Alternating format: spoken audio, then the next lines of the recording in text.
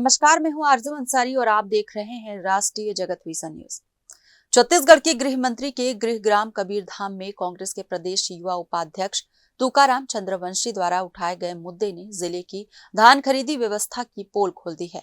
नाराज किसान ने आज सुबह अपने अपने ट्रैक्टरों में धान लादकर कलेक्टर कार्यालय की ओर कूच किया। किसानों का कहना है कि केंद्र में व्यवस्था सुधरने के न तो निर्देश दिए गए और न ही किसी अधिकारी ने मौके पर पहुंचकर स्थिति समझने की कोशिश की।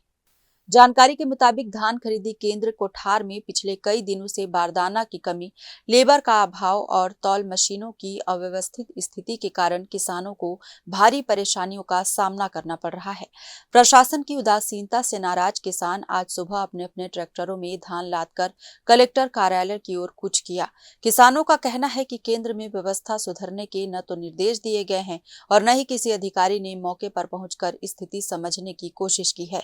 किसानों ने चेतावनी दी है कि अगर तत्काल बारदाना उपलब्ध नहीं कराया गया और खरीदी प्रक्रिया को व्यवस्थित नहीं किया गया तो वे उग्र आंदोलन के लिए मजबूर होंगे।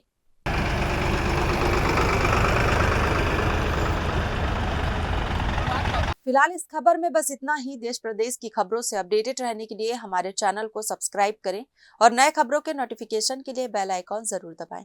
नमस्कार।